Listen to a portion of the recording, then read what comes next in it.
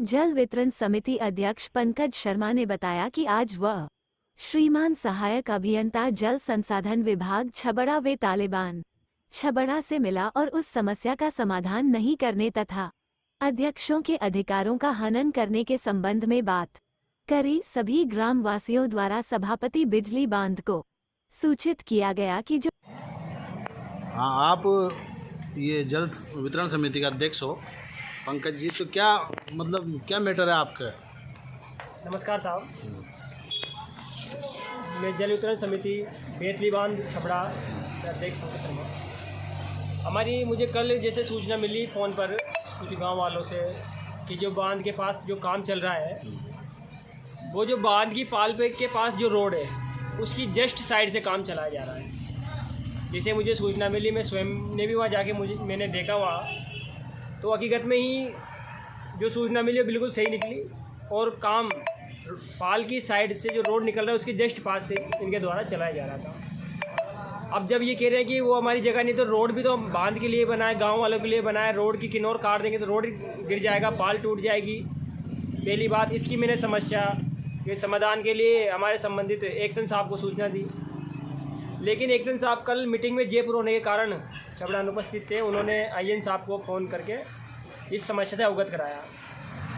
उसके बाद मैंने भी जब काफ़ी टाइम मुझे रुके हो, आधा घंटा 1 घंटा हो गया, कोई रिप्लाई नहीं आया, तो मैंने आईएन साहब किसी से नंबर लेके आईएन साहब को जो सूचना इस चीज़ की मैंने दी।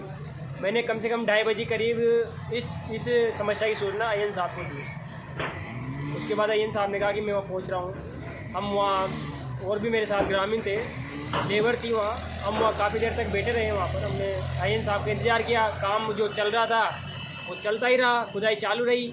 दूसरी बात, मुर्रम का मतलब होता है कि कच्चा पत्थर और उसमें कुछ % मिट्टी या कुछ % जो पत्थर के जो स्मॉल छोटे टुकड़े होते हैं। बाकी इनों के द्वारा तो लाल पत्थर के बड़े टुकड़े डल रहे थे, जो कि वो भी गलत है, वो मुर्रम में नहीं आते हैं। एक तो वो बिल्कुल इनका तो जो मटेरियल डाल रहे हैं वो भी क्वालिटी बिल्कुल गिरी हुई है। वो तो पहली बात ये मैंने इस समस्या से अवगत करा दिया था आईएन साहब को। हम इंतज़ार कर ही रहे थे। तो आप आरोप लगा रहे हो कि ठेकेदार और आईएन की मिलीभगत से भ्रष्टाचार हो रहा है। हाँ, यही है कि बिल्कुल बिल्कुल इसका आरोप जांच होना चाहिए। हाँ, इसका आरोप लगाने का हमारा मुख्य कारण ये है कि हमने जब एक्शन साहब अनुपस्थित थे, हमें रिप्लाई नहीं आया, तो हमने AC 12 को भी इस चीज़ की सूचना दी है। जब AC 12 को हमने इस चीज़ की सूचना दे दी, उन्होंने कहा कि हमने एक्शन साहब को अवगत करा दिया। एक्शन साहब बताने कि हमने आईएन साहब को अवगत करा दिया, और मैंने खुद आईएन साहब को फ़ोन करके अवगत करा दिया।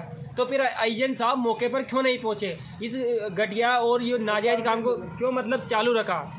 इसलिए हम पूछना चाहते हैं, जब सूचना मिल रही है आपको, 3 घंटे तक हमने इंतज़ार किया।